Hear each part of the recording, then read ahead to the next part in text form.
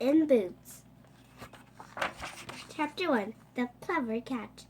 Once there was a poor miller who had 3 sons. When he died, he left them all he had in the world: his mill, his donkey, and his orange tabby cat.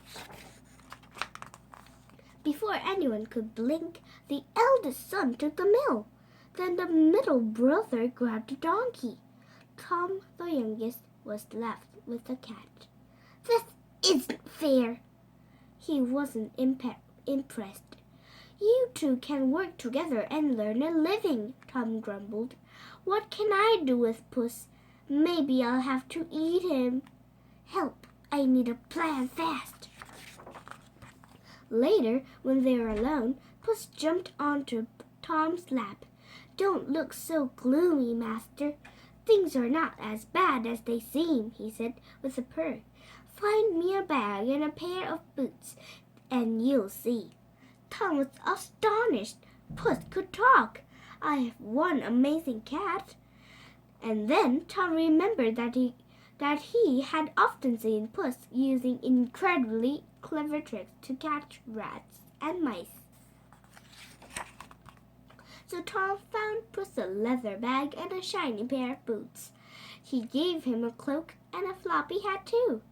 The cat filled the bag with carrots and strutted off into the fields. Chapter 2. Puss Goes to Work. Puss headed for a field where he knew there were lots of rabbits. Opening the bag, he stretched out on the ground and pretended to be dead. Just as he expected, a foolish young rabbit came bouncing along and sniffed carrots. As it poked its quivering nose into the bag, Puss pounced. "Gotcha!"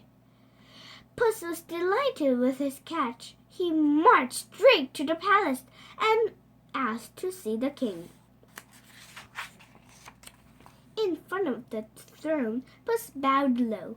"Your Royal Highness, I have brought you a gift from my master, the Duke of Carabas." "How amazing! A talking cat!" "How kind! Thank your master very much," replied the king. The next day, Puss went to the fields again. This time, he hid among the golden corn. He held his bag wide open, and 2 partridges flew straight in. Puss chuckled as he pulled the drawstring tight. Once more, Puss took his cat to the king. "Take these for your master." Puss became a regular visitor to the palace. Soon, the king began to wonder who the generous Duke was. Chapter 3. Princess Arabela. One day, Puss and Tom were walking by the river. Puss knew the king would be driving by with his beautiful daughter, Princess Arabela, and he had a plan. When Puss spotted the royal coach in the distance, he turned to Tom. "Quick! Take off your clothes and jump in the river," he told him. "It's freezing." Tom was puzzled, but he trusted Puss, and so he jumped in. A minute later, Tom was even more puzzled. First, Puss hid all his clothes under a large stone.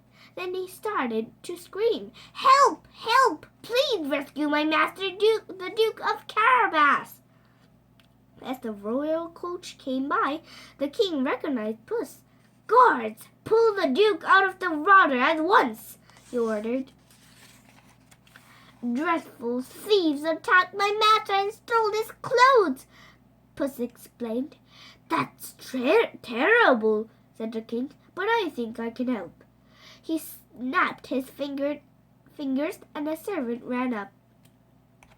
"Go to the palace and fetch some clothes for the Duke." All this time, Princess Arabella had been watching from the coach.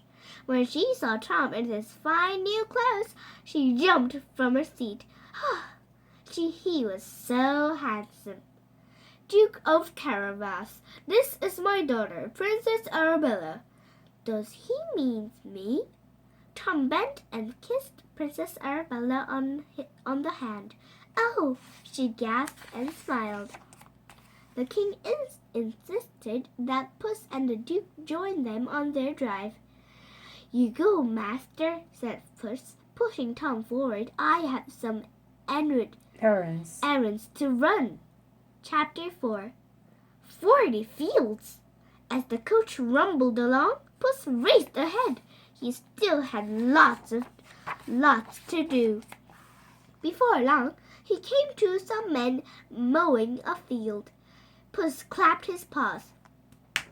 Listen to me, he shouted. When the king drives by, tell Duke of Carabas Tell him this field belongs to the Duke of Carabas. Tell him this field belongs to the Duke of Carabas, or my master will chop you into mincemeat. A talking cat. His master must be a magician. The men didn't dare refuse. Sure enough, when the king arrived, he asked them who owned the field. The Duke of Carabas, your highness. The men had been so frightened by Puss's threats, they all spoke together. Tom was astonished to hear them tell the king this was his land, but he decided to play along. This field always produces a good harvest. Puss ran ahead. In the next field he passed, some men were reaping grain. Tell the king this field belongs to the Duke of Carabas, he snarled. Or my master will grind you into mincemeat. Horrified, the men agreed. Yes. When the royal coach arrived at the next field, the king got out. This field was twice as big as the one before. Who owns this field? He asked some workers. The Duke of Carabas, your highness, they replied. Puss made the same threat to everyone he met. The king was astonished at how much land the Duke owned. Chapter 5. Castle Ogre. Finally, Puss reached a magnificent castle. It was owned by a fierce ogre, but that didn't stop Puss. This ogre happened to be one of the richest ogres in the country. All the land they had passed on the way was actually his. The ogre greeted Puss, licking his lips, and invited the cat inside. He's really ugly, though. Yeah, he's very hairy. Hairy, yes. Puss smiled. He was about to try his biggest trick. I've heard, he said to the ogre, that you can change yourself into any creature you want. Could you really turn into an elephant or a lion? See for yourself. It was true. In seconds, the ogre turned into a huge lion. Puss was terrified. After growling and roaring for a while, roaring for a while, the ogre changed back to himself. That was the most frightening thing I've ever seen, cried Puss. But I've also been told, he went on, that you can change into a really small animal, such as a rat or a mouse. Of course, said the ogre, rather boastfully. Isn't that impossible? Just watch. And he did, but as soon as Puss saw the tiny mouse scampering around, he leaped on it and gobbled him up. Chapter 6. A Royal Wedding. By this time, the royal coach had reached the ogre's castle. Let's visit, said the king, who wanted to see who owned such a grand home. Puss heard the coach clattering over the drawbridge and flung open the castle doors. "Your Majesty, welcome to the castle of my master, the Duke of Carabas." "You mean you own this splendid castle as well as all that land?" the king asked Tom in amazement. Trying to hide his surprise, Tom nodded. Yes. "Would you mind if I took a look around?"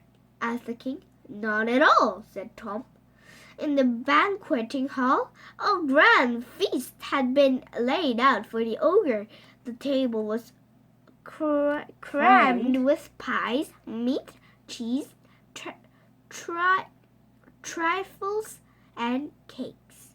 "I want to eat it all." The king's mouth started to water. "Those look good," he said. "Please join us for lunch," said Puss. The king was impressed with the Duke's wonderful castle, and Princess Arabella thought he was kind to let them share his feast. As the king ate, he noticed that the Duke and his daughter were getting along very well indeed. He realized the Duke would make a perfect prince. By the end of the meal, the king could not keep his thought to himself. "Duke of Carabas," he declared, "will you marry my daughter?" "I'd be delighted, sir." A wedding was arranged for the very next day, and so the miller's youngest son became a prince and lived happily in the castle with his beautiful bride. Tom's brothers were both made earls. As for Puss, he became a lord and never had to chase mice again, except for fun. Meow. Bye. Bye. Thank you for the reading. Thanks. That was amazing. I love it. Thanks.